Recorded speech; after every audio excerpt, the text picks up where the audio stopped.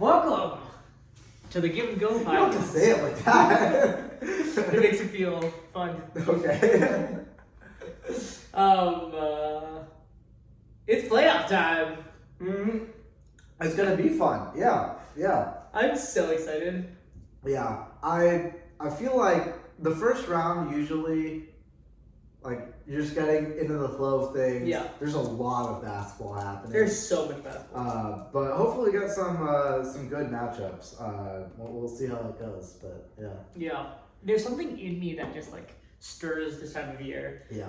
because the whole regular season, so much main character in me. The whole regular season, I'm just like I'm waiting for the switch to click Yeah.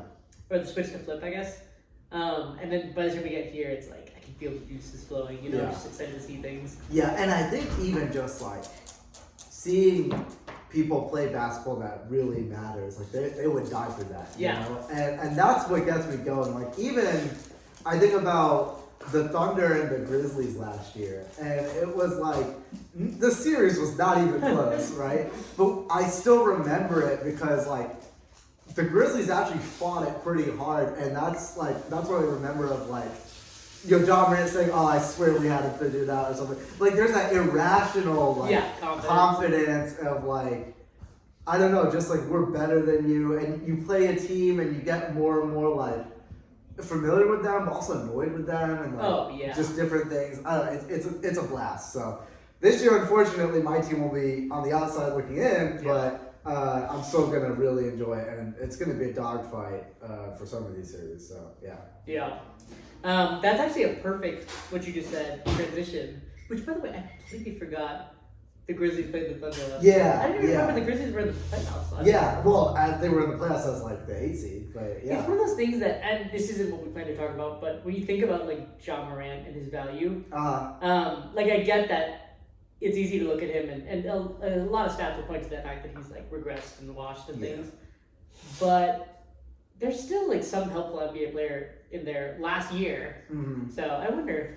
It was fun. It was fun. I mean, that series was fun. I should go back and I don't know, just scan it through. But I mean, there was the one game where John got hurt, and you know the weird play on the fast break layup, Blue Door under the rim. And that's just kind of that's what like you remember the series for. At least from the Grizzlies' perspective. Or at least you remember, I didn't remember. Well, right. Yeah. But it's like the star player gets hurt, you know, the Grizzlies were on a tear, you know, and that happens, the Thunder come back and win that game. I think they swept the series. But I don't know, there's something kind of inspirational about like fighting this team that's just so obviously better than you in every single way. And like just still not quitting until the last second. Yeah. It's playoff basketball. Yeah, I love it. But I wanted to oh, damn. I wanted to kind of use that as a transition to talk about what I actually have really enjoyed about the play-in so far this year. Typically, I feel like the play-in I don't really care. Yeah. But I had a lot of fun watching these games because as we said, like the first time this year, we get teams that really care about what they're doing. And watching a team like the Hornets is a perfect example. These guys have never experienced this in their lives. Yeah. Maybe like the NCAA tournament or some high school tournaments, but you can compare it to the scale on which the NBA is played. And the like cheering fans and foul baiting and just doing everything they can to win a game, and I just love watching guys like LaMelo, watching guys like Avdia, who it's fairly irrelevant. Like we were pretty sure they're gonna lose, especially the Trailblazers in the next round. Yeah. But getting these guys to get a little bit of this type of pressure under the skin, and watching them like grow or shrink, because this is where giants are made, right? I just enjoy like seeing them come up. And that I think for me has been like it's been really fun to watch play for that reason. Yeah, and that's super fair. I mean, especially for Avia, I remember like that was probably one of the best Avia games that I've personally watched. At least, I mean, I know we kind of have a little differing opinions on him as a player. I'm not super high on, like, I think he could be a good sell high candidate. But he really showed something. He plays at his own pace. He reads the ball screen really well. Yeah. And he's big enough to really put interior pressure on you. He's skilled, and so That it was a really good, in impressive between the legs, hezzy dribble. Oh yeah. I watched that play probably like 10 times. It was so beautiful. The way he manipulated Goodwin, I really enjoyed that. So yeah, I mean, I don't really have too much to say about the play and beyond that. I mean, as far as like moments that excited me, obviously, what I just mentioned, Abdia's drive to the basket for the and one. LaMelo's drive to the basket for the game winner. Yeah. After that was an insane game. And that game was to me the star of the play. For sure. I mean, it was already what I thought was going to be the best game, and I think it really lived up to. And it's really two teams that have very different identities. You know, the Miami Heat with their playoff experience, like kind of battle tested. Also the like whole nobody believes in us thing. Oh yeah. And then you contrast it with the Hornets, who are young and hungry and very flashy, but also very well coached too, just like the Heat. And I just thought that both of those teams were probably two of the better ones in the play-in tournament, and they had to face each other in the first round, even though it was a 9-10 match. I know. But in my eyes, I feel like those were two of the better teams. Yeah. And it was a tremendous game from start to finish. I thought the Heat had it, and then, I mean, unfortunately, the Bam injury was rough. But I know, that was tough. You got to be upset as a Heat fan. Yeah. I mean, especially given that the teams that they were trying to, I don't know, the top of the East is still a little weird, you know? Yeah, when you're a Heat fan, I feel like you always, they made the finals as like an 8 seed, right? So like you always have that hope, and losing your best player in an absolute dogfight on a foul committed by the other team's best player that the league later assessed to be a flagrant 2. Like that's like when you're at the goal line and you throw a pick six, it's like a 14-point swing. That's like a star for star swing where like if they called a flagrant 2, then suddenly LaMelo's on, then we're really looking at this differently. Yeah. I'm not saying it is what it is. I don't really care. I don't have a bone to pick, but definitely if you're a Heat fan, it's like you don't have high expectations, but man, that does kind of sting a little bit. So, yeah. And I don't want to talk too much more about the Hornets because I'll mention them when it comes to the Pistons, right? Yeah. Or whatever the matchup that they get. But they have to win. They have to win. And but on the other side, it was similarly like pretty fun watching Steph and Kawhi as well. Like a classic battle. I know that they've had some. It's been a while, but they've had some awesome matchups over the years, and getting vintage Steph is still something that I think that as NBA fans we should treasure. Yeah, and welcome back. I mean, he's been missing for months, and now seeing him back in full form. On a minutes restriction and still just blowing the game up. It was a thing of beauty. So, all right, let's dive into playoff matchups. So last time I feel like our timer worked really well. Yeah. So we're gonna do 5 minutes, and this isn't like hard like last time. Let's just feel it out. Okay. If it's a boring series, we don't need to spend that much time on it. So, trying to offend fans before you even start. Anyways, all right. So let's maybe go top down in the West. Okay. Obviously, we still have questions about who the Thunder are gonna face. Yeah. But the important thing to note about the series is it doesn't matter. Yeah. It would be fun to see the Thunder get to face Steph because it's like the last dynasty versus the new one. I think it'd be cool to see what Steph can do. But, I mean, ultimately, if this series goes any more than 4 games, that'd be the surprise for me. So.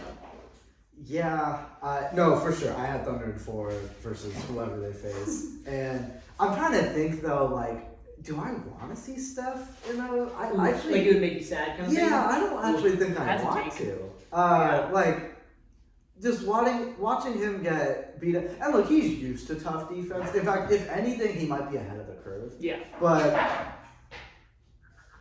I don't think that the Warriors are like well built to like. Oh.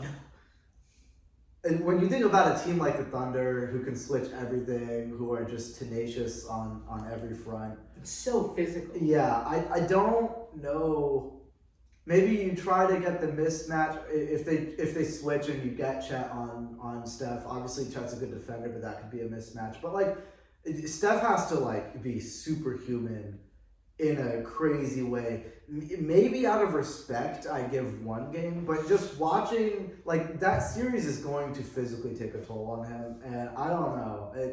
I just don't even know if I want to watch that. Like it'll be kind of sad. Like make it a fair fight somewhat. Yeah. But it's just not going to be fair at all. I feel like my ideal version of how this goes is the Thunder win in 5, and we have one like vintage Steph game where no matter what they do, no matter what they throw at him, he's just able to get his shots off, and he just looks like the best player on the floor. Yeah. But asking for more than that is just going to be tough. Yeah, I definitely know more than 5. I think that the optimistic fan can hope for that. I like we're talking about it, seeing Steph play against the Clippers. You can hope for that, and I hope for that. But it is what it is. One thing we can all agree, I think, and I speak for the majority of NBA fans, is everybody's rooting for the Warriors and for the Hornets. I'm sorry to Orlando, and I'm sorry to Phoenix, but like, what do you guys need to do? Like, sorry. Yeah, no, for sure. There's a clear. I mean, I think the Suns were kind of interesting most of the year. They were even hanging around the 6th spot a little bit. Yeah. But yeah, I guess I'd rather watch the Warriors. Because either team's gonna get destroyed anyways. Yeah. Even if you would say, "Oh, the Suns are better," or maybe you'd be like, "Oh, I want to see Dylan Brooks in a playoff matchup again." Like that, there's kind of an appeal in that too. But give them the Warriors. Yeah. Cool. All right. Any more thoughts or jump to the next one? Cool. Yeah. Let's do this.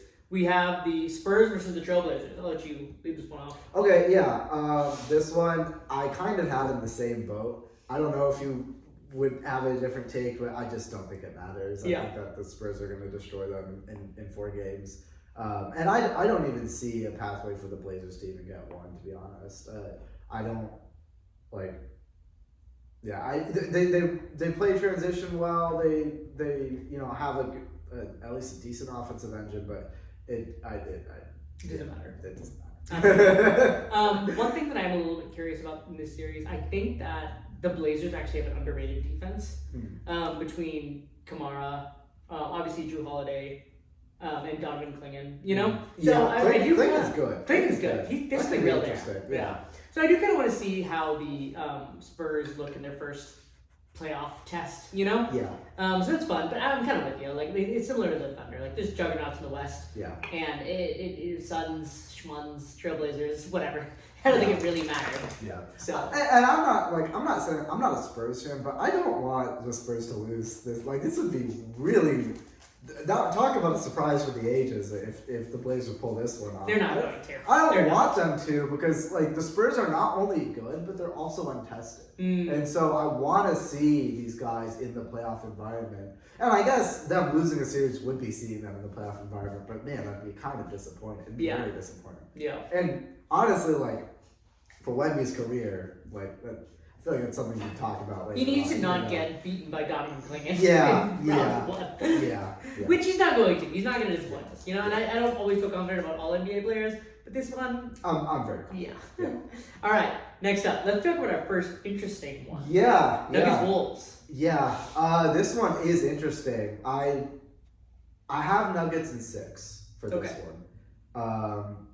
I think the Nuggets. You kind of called it. I should set the timer. I know we're gonna go over on this. Yeah, for this one, the other two, like, we just breeze through it. This one, maybe not. But the Nuggets, you called it in the last podcast. I think they really put it together over these last few games. Really in the month of March. Obviously, we have the Nuggets Spurs one is the most memorable one, which kind of. I think that's kind of a sleeper game of the year. My one regret is that I didn't have the game in when I made the awards. In fact, not even. I mean, there's a decent argument for that one too. I should have thought of that too, but so you have the Nuggets, and I think they're really like they put it all together. The guys are getting healthy. and their identity is really clear. Like it's basically everything that you know the Nuggets to be, but so much better because now their 3-point shooting is really good across the board. Cam Johnson, who was kind of in and out, and he struggled a little bit to start the year, has really caught fire. Yeah, he has. And then you add that with Jamal Murray shooting a career year from 3, Aaron Gordon still being there, Peyton Watson still being there. So the 3-point shooting is a clear plus for them, and that like way different from last year where that was like they were biggest smashing deficiency. lineups together. Yeah. I mean, honestly, it was something to watch last year. But this year they're an actual NBA team. Yeah. Yes. Last year it was like Jokic and friends. Yeah. And you have this supercharged version of the Nuggets, and then a Wolves team that I think is a little bit more depleted, and who I think everyone's just kind of acting like he's going to be completely normal again. But I'm not positive that he's going to be 100% to start the series with that knee injury he's been struggling with. Now, maybe I could be wrong about that. But even just in general, the Wolves this year are not as strong as they were.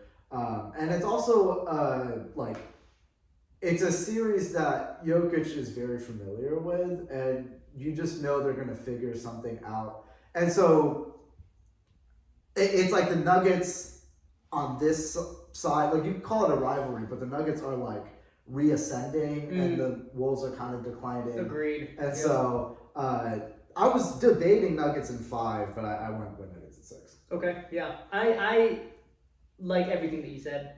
I went with Nuggets in 5. But I have to admit that part of it isn't a prediction, it's more of a desire. Because I want us to get 3 like heavy hitting swingers in the West. Yeah. I want these 3 teams to be at their peaks. Yeah. And I want to see them like going at it, at the like best version of themselves. Obviously with the Nuggets, you talked about identity, which we know that they have. Any team with Jokic is going to have a good identity. But the thing that I do really worry about is chemistry, right? They haven't had enough time this year to gel the way that we want to, especially pieces like Gordon and Watson, who obviously know how to play around Jokic. We've seen great things from them this year, you know? But as far as like who is like the third guy sometimes when it comes to scoring, like lineups with Jokic on the bench, Cam Johnson's come back. Yeah. I want to see how like Tim Hardaway readjusts and things like that, you know? Yeah. And Christian Braun has had a down year compared to last year. Yeah, There's just certainly like chemistry questions that I have that the basketball fan in me wants this team to look like it did at any peak Jokic moment. Yeah. But I am worried. I am a little worried about them. That's interesting. Well, it's especially interesting you went Nuggets in 5 and then said that, which is kind of interesting because I don't really think that's going to be a problem. Like the chemistry piece. Yeah, especially just seeing the way that they've played recently. I think they're putting it together at the right time. Yeah. And I think that this series might actually act as like a runway for that all to fit together. And I mean with like with Gordon and Watson, I mean they've been on the Nuggets for quite some time now. The non-Jokic minutes, like Valanciunas has been decent. He might get cooked in this series with, you know, the rim thing. Like Anthony Edwards is gonna pressure. Gonna rock him. But if they want to go Gordon at the 5, which they haven't really had the luxury to do that in quite some time, there's different things that they could do, and ultimately there's more talent on the roster. So whereas last year, like they were completely dependent on Jokic to make it work. This year, you take Jokic off, and they're still a good team. They're still a playoff team. They're not what they were, for sure. Yeah. So I'm less worried about, what are they going to do in the non-Jokic minutes? I think they'll figure it out, and they're ultimately more talented. They have the better player. I think they're going to handle it pretty easily. Yeah. Cool. One last thought. I think that Peyton Watson, people who don't know his name or aren't familiar with his game, I think this guy is gonna enter the like. There's like a tier of like guys who are just the true ball hawks, you know, like the Lou Dort type, the Dyson Daniel type, the guys you like when they're on you. Like let's bring the pick here, you know. Yeah. People who don't know Peyton Watson's name after watching him guard Ant and guard the guys in the series, they're gonna know his name. Yeah. You know, so I'm excited to see that guy. I like that. Yeah. I agree. I agree. Cool. All right. Next up, Rockets Lakers. You want to kick us off? Okay. So this one's interesting. It is interesting. The Lakers got lucky. I with gotta the say that. scheduling, with the scheduling. Yes. Yeah, they did. Yeah, I feel like there was a little bit of a, this wasn't a set schedule before they saw the names. I saw someone say that like, oh, they scheduled another series like that, but yeah, no, we know what's going on. We know. And I'm not complaining either, me personally. Like I want to see the Lakers at, be more at full strength. Because I definitely would have taken Lakers if this was a full strength series. But with the Luka and AR injuries, I landed on Rockets in 6. If they don't come back looking decent by game 4. I think the Lakers. What does that mean? Like 3-1, 2-2?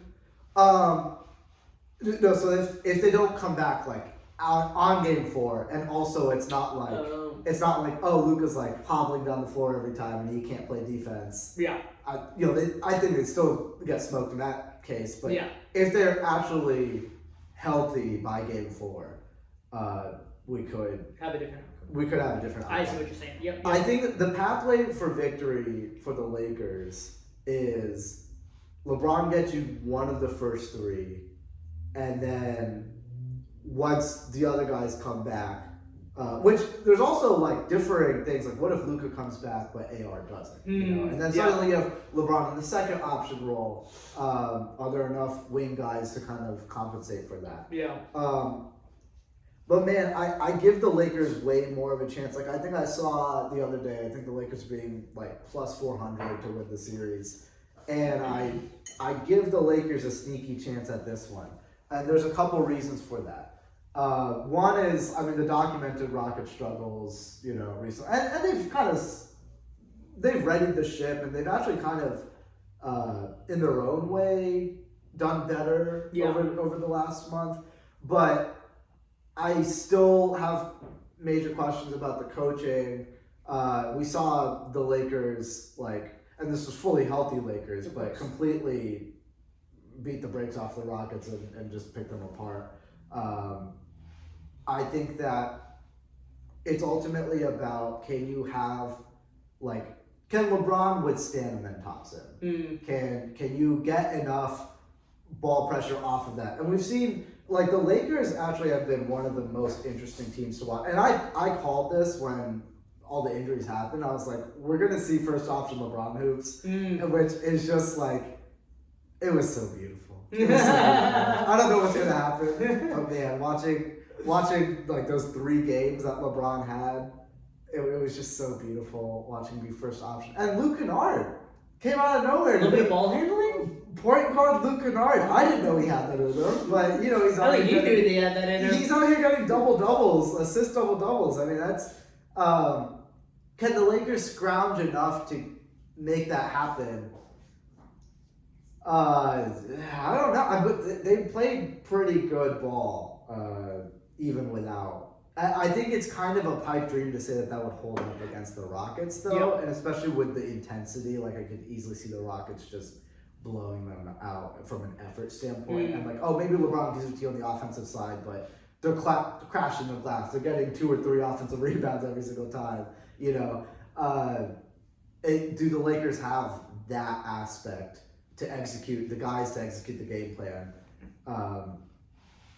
And that's why I'm saying no. Is ultimately I think the Rockets going to out-effort them, and then I don't think that Luka and AR are going to give enough of a reinforcement with enough of a runway to take it. But it could be Lakers in 7. But with that said, that's not happening. But I'm taking Rockets in 6. Cool. I kind of want to talk about the other side of the ball. Thinking about, you touched on it, but obviously without 2 of their top 3 players, there's a ginormous talent disparity in this series. And I think that 3 guys that obviously besides LeBron, it sounds silly because it's the Lakers and they're always worse than you think and better than you want, Yeah. But I do think that what we're going to get from the Lakers is going to be fairly consistent. I know what LeBron at this age, even at this age, as a first option could look like. I think JJ Redick's a good coach. Yeah. They have like solid pieces, Smart's a bit more athletic, things like that. And I think that matters. But from a talent perspective, Reed Shepherd, Amen Thompson, and Şengün are. I know what I'm going to get from KD, but I want to see if those three guys can get to another level in the playoffs. And if they do what I think they're capable of, the Rockets will win the series. Mm-hmm. But if they play down to their competition or if the lights look too bright, then I think that the Lakers could really make a mug of it. Because the Lakers' standard bar, the Rockets are fully capable of playing down to that level, you know? Mm-hmm. So, yeah, that's kind of what I want to see. And I think that the Rockets brass will have a little bit more of an idea of what their guys are capable of. I know they're still young, you know? Mm-hmm. But at this point, let's say with Şengün, like his second trip to the playoffs, like 4 years in, you know? I want to see, like, how far can this team really go? And I think this is a good time to prove it. Like, the first round broke for them. So let's see if they can get out. Let's see if they can do what we know they're capable of. Yeah. And if they can't, then I think that's an answer in and of itself in some ways. Yeah, that's true. I really look at it more like the extent to which I'm talking about the Lakers is also kind of an indictment on Ime Udoka. Because Yeah. I think that if the Rockets had like at least a very decent, steady coach, I think that they would figure it out and get things done. But the Lakers have like JJ Redick is so creative. There's so many. Now sometimes he overcooks it, but like Yeah, there's so like many. not playing any of his bench last year. Yeah, that can't happen. Yeah. that can't Yeah. happen. They're gonna lose it. Oh my gosh. But like, there's different things that they could throw at the Rockets. That it's just like, can the Rockets adapt and adjust in time? And there's also like, I think these injuries give the Lakers a different identity. Like Bronny's gonna have significant minutes. He is. They need him. And he is a like defensive side of the ball. I think on ball defense could do some work, but he is a treat to watch when he's off ball. And he's so disruptive. He's so smart with his timing. And he's so explosive too to like be able to make those breaks. He's a very disruptive off ball defender, which I think they could use that. Especially against a team with this kind of turnover. Yeah, you know? yeah, exactly. And you have like Şengün, operating from, passing the ball and things. Like I think that having that different element, I think could really help the Lakers. But yeah, it's just and then Marcus Smart also, who they haven't had. He's been out, so they'll get him back. And that They also, need him. and They really need him. yeah, well, they need all the help that they can. Yeah. So that makes me more optimistic for the Lakers to be able to like pull out one game maybe, and I think that as long as they can do 1 or 2 games and then leave like 3 games, I think if it gets to 7, I think they pull it out. And it's just like, can you get it? To Can 7? you scrimp and scrounge your way there? Yeah. How shocked would you be if it's like Q1 and the Rockets are waxing them? Not at all. No. I mean, if we're talking about game 1, Yeah. I think the Lakers are losing that by a lot. Bron hasn't won game 1. That's true. I forgot about that. He always loses the Yeah. game. Okay, so you're not going to be shocked. I'm not going to be shocked at all. I would be shocked if they're waxing them by halftime in game 2. That's when I'd be like, oh, it might be over. It might Might be not over. have enough. Yeah. But they're going to lose game 1. Bron's going to coast. He's going to get like... He's going to feel out his opponent. Yeah, he's going to get like 15 and like 10 dimes because he's passing the ball too much. And like, it's going to be something like that. Yeah. But yeah, he always takes that feel out game, especially the older he's gotten, the less he tries in game 1. But It's like he's committed to the bid. yeah, I know. It really feels like that at this point. It's like, okay, can you really like do that every single series? Is that sustainable? But they won the championship doing that in 2020. It's just true. He's always ever done that. So. But yeah, if the Lakers don't have a counter to that, then I would be very surprised. Yeah. Cool. All right. Well, we obviously spent too much time talking about the Lakers, but I think that could be one of the most interesting series. yeah, definitely a lot of open questions. Yeah. To borrow from my work. Anyways, all right. Jumping on to the other side, we got Pistons versus potentially the Magic or the Hornets. Which, as we already discussed, please, Charlotte, win this game. Yeah. Nobody wants to watch 4 games or 5 games or whatever of Paulo Franz and Desmond Bain. Yeah, I'm all the way there. I mean, as far as Pistons Magic goes, I hope we don't have any like Magic support. And you said it, Magic supporters or Sun supporters, because we barely talked about these teams. Yeah. Because I don't really care anyways. Yeah. But the Pistons are just better than the Magic in every way. They take on their team identity and just make it way better. But they actually have a competent offense. The Pistons are just better. Now, when we talk about the Hornets, that's where it gets interesting. And I've said this at various times throughout the year, but the Pistons' solution for whenever a team is whenever a team is having success or whatever, they just fire them. They just turn it into a brawl and just see how much can they get away with. And I would love to see the Hornets, like, how do they react to that? These teams have history this year too. They do, yeah, they do. Diamante fight. Yeah, I mean that was. Give me 8 games of, give me 7 games of that. Let's go. That's a huge subplot that I forgot about because I was thinking about the basketball of it too much. But I think the Hornets are a bit tougher than teams give them credit for. Charles Lee has them very well coached, and they have the energy guys in Diabate and Kalkbrenner's, a great presence for them underneath. For sure. Miles Bridges too. So I think they're a bit tougher than people think. I really don't have a good feel on how this series is gonna go. I had it Pistons in 6, but I don't feel like anything would really surprise me. I could see the Pistons winning in 4 or 5. I could see the Hornets like just knocking the socks off of everyone. And the Pistons actually weren't really built for this moment. They weren't built for like deep playoff success or something like that. Or just, they just have too much firepower for the Pistons to handle. I don't think that's going to happen. We've been pretty high on this team throughout the year, but I don't know. What are your thoughts on it?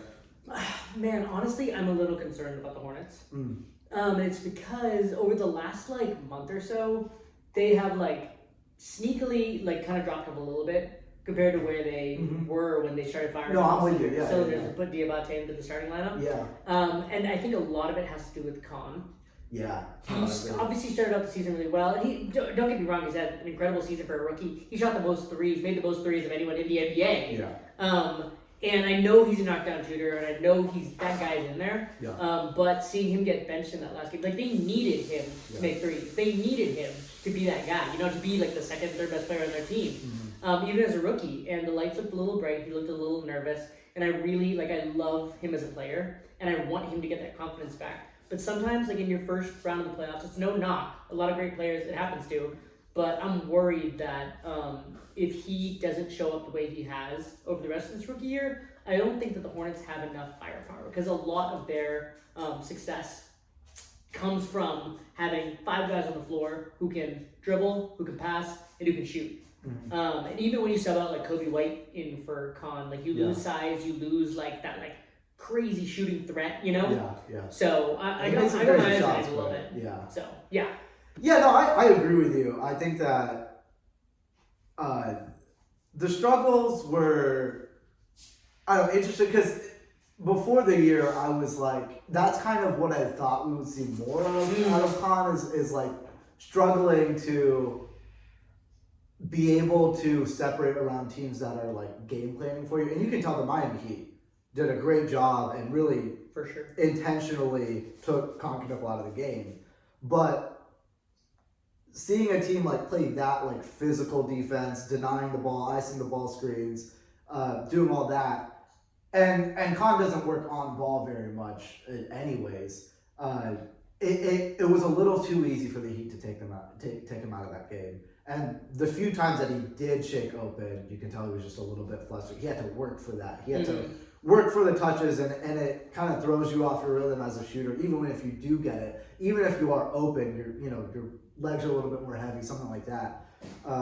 And so he didn't have a good game, and I think that really translates into the Pistons series, who will try to beat you up over the course of however long the series is. Ron Harper has a target with space on it. Yeah. So I agree with you, and I think that that could be a problem, but I think Charles Lee is also smart, and I think that's where I give the Hornets a chance to like figure, because maybe the Pistons will have that first punch, but Charles Lee is going to go back to the drawing board and see, okay, what are the things that we can do schematically to help our guys? Yeah. Because the rookie of the year Conn is in there. Yeah. You know, the Brandon Miller, who's like Paul George Light, is in there. LaMelo Ball, who shot terribly against the Heat as well, but you know, if he hits like 50% of his threes, like there's kind of nothing you can do about it. And that guy's in there, so I still give them a chance to kind of figure it out. But Yeah. it's one thing to draw it up. It's another thing to do it when a team's beating up on you, you know, in a game. Yeah. Cool. All right, let's jump to number 2. Yeah. We got the Sixers and the Celtics. Mm-hmm. This one, I thought the Sixers have been an interesting team. But it's unfortunate that if you're a Sixers fan, that they have to face the Celtics, and I don't see this going in the Sixers' favor. I have the Celtics in 5. Yeah. The Celtics are red hot. Jason Tatum has looked incredible. Racking triple doubles. He's still finding his legs, still finding his shot, but his shot is coming back now. They did a great job of ramping him up, I think, and I think he's ready to go to be whatever they need him to be. And then you have, all the guys that they spent all year developing, and those guys are still there. Mm-hmm. I have the Celtics. The Celtics are my pick of the East. I guess to give a spoiler of that, and I think. Now, if you want to make the case for the Sixers, it's not terribly difficult to, because you just have to say, okay, Tyrese Maxey is going to do his thing. You're going to get enough help from the other guys. Paul George had a couple good games. Could there be a Paul George game? Could there be a Joel Embiid game? I know Embiid was hurt that one game, but he's going to come back. Maybe. I think so. Him coming back would be obviously big. Yeah. Now, there's the weird, what's it, appendicitis? Appendicitis. Right? Yeah, that's what it was. So I don't know what he's going to look like, but... We don't, but he's also, as long as he's out there, I feel like he's going to be not bad. Yeah. Because he's so used to playing with injury. And he's so efficient, no matter what. Yeah, right? yeah. So he knows, he knows how to win with his mind. In the sense of, you're one-on-one, and he knows, even if he doesn't have all that athleticism, he knows how to get buckets, how to score points. Yeah.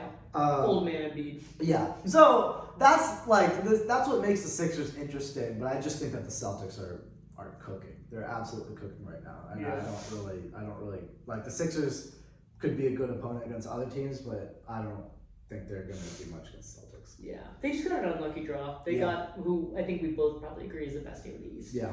The only, I guess, I like most of what you said. The only thing that I am excited to see really for the series is I think Maxey's become a guy. Mm-hmm. So I'm excited to see him trade buckets with Jaylen Brown. Just a thought on Maxey is there's obviously I'm a Rockets fan and I watch pretty much 99% of the NBA. I feel like Amen Thompson can guard. Mm.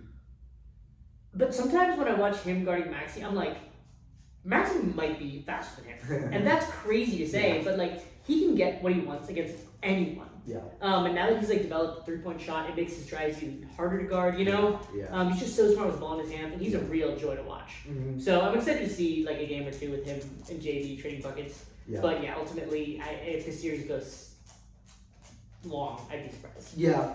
So, yeah. I'm kind of talking myself into seeing it going to 6, but I'm still picking Celtics at 5. Yeah. Celtics at 5. All right. Next up, we got Knicks Hawks. Okay. This one I'm excited for. Yeah. We definitely need to set the timer for this one. I'll tell you that. Yeah. You want to go first while I figure out how to? Oh, sure. set Yeah. the timer? So, okay.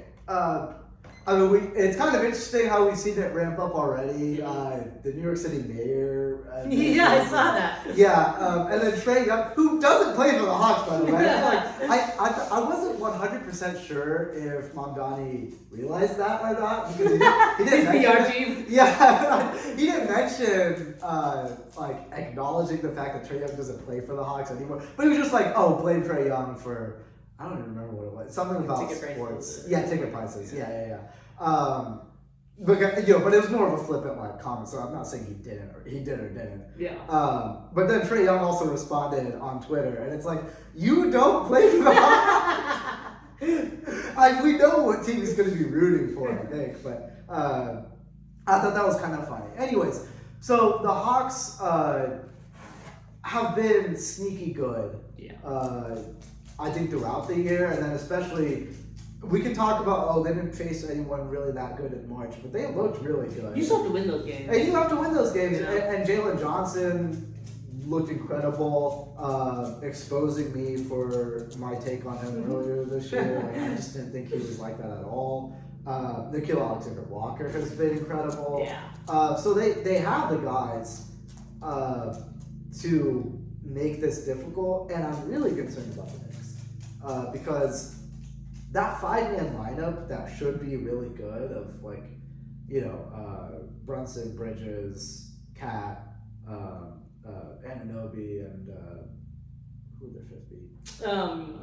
Brunson, Bridges, Cat, and Hart. Josh Hart. We have a very large sample size on that lineup, and they have not really been good throughout the year. So it's like, well, if that's what you're getting from what should be your best lineup, and guys who have played with each other for a very long time, who should know, who have the talent and should have the chemistry and everything to figure it out, and they're just not very good, together. It's kind of concerning. And in a playoff environment where, we talked about how,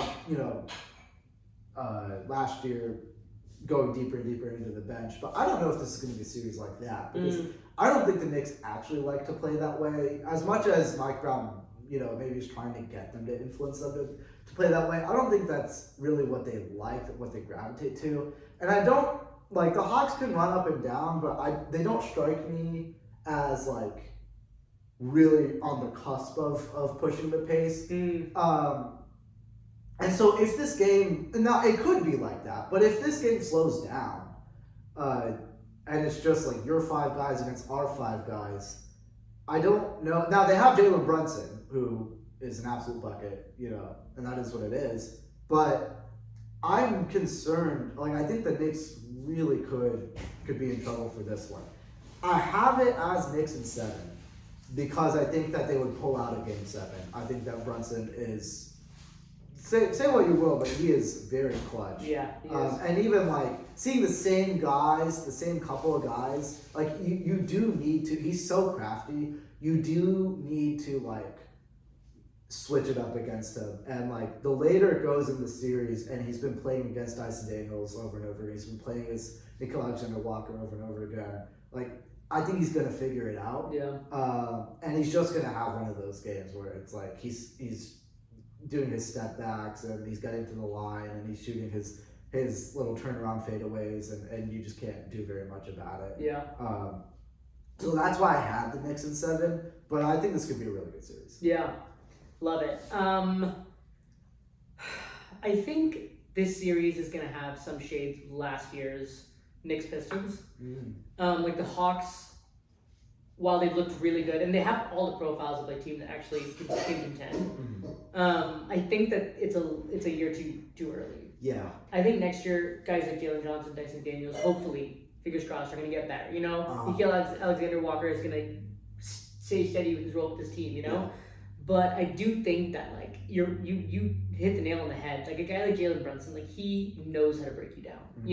He did it to Asar. If you do it to Asar, Dyson Daniels is a great defender, but Brunson's gonna get his. Yeah. And I think that ultimately it's gonna come down to some moments where it's Jalen Johnson versus Brunson, trading buckets, or CJ versus Brunson trading buckets, and I just trust Brunson to get it done. Yeah, done. Yeah, you have to have, like, I don't believe in the Hawks offense as much as I would want to if I were to pick them. Like, because, they have the defensive personnel to make it tough, but, like, Brunson's going to get his, and you have to have, like, a really good... I'm not hating on Jalen Johnson. I don't know. It's just like, is he going to do it against the Knicks in the playoffs? Like, I think what you're, like, different hitting on is having an offense by committee can really get you through a regular season, you know? Yeah. But when it comes to winning the playoffs, you almost, unless you're the 2000 whatever Pistons, every year the winning teams have a guy, you know what I mean? Yeah. And Jalen Johnson may be that guy. Yeah. And I want to see it grow, but he's not that guy yet, and that's okay. He's young, you know. Yeah. So. Yeah. No. I agree with that, and that's my take. So. Yeah. Cool. All right.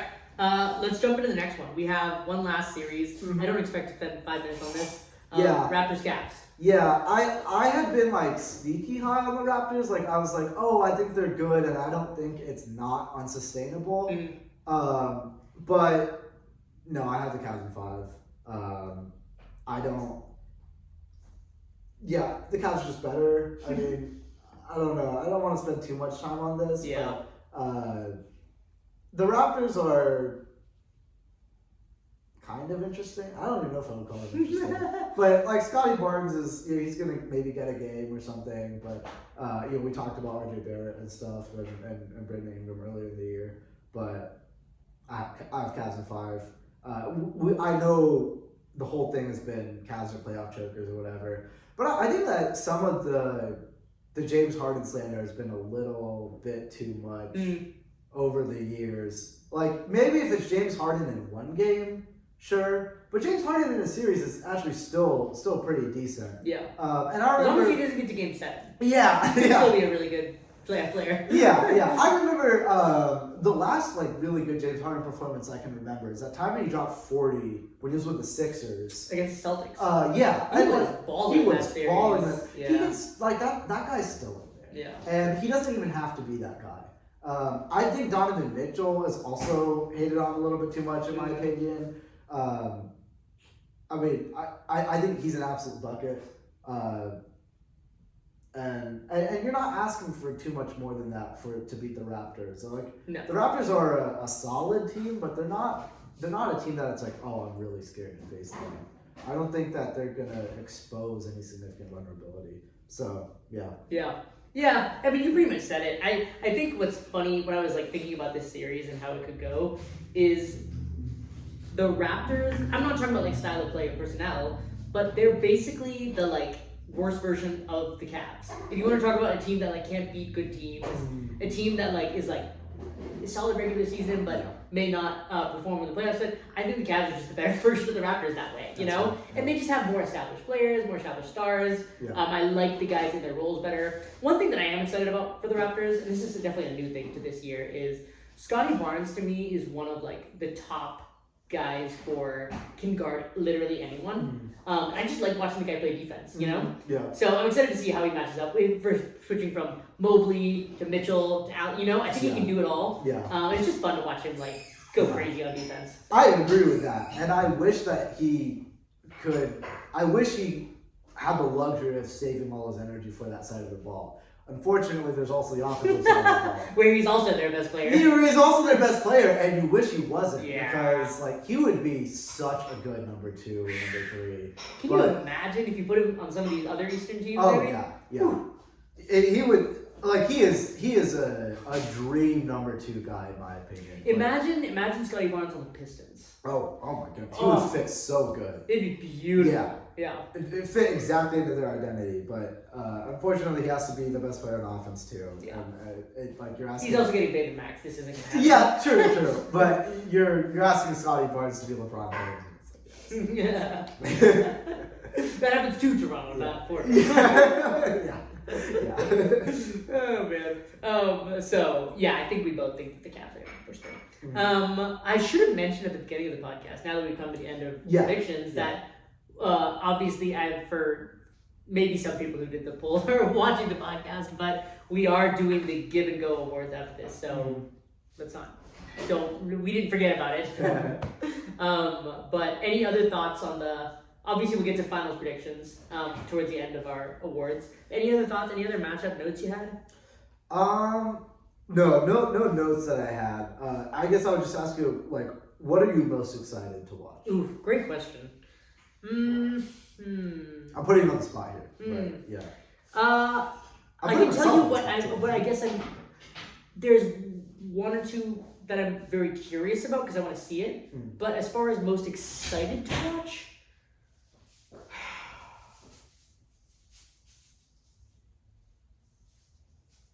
man, most of these matchups are kind of cake. I feel like. Yeah.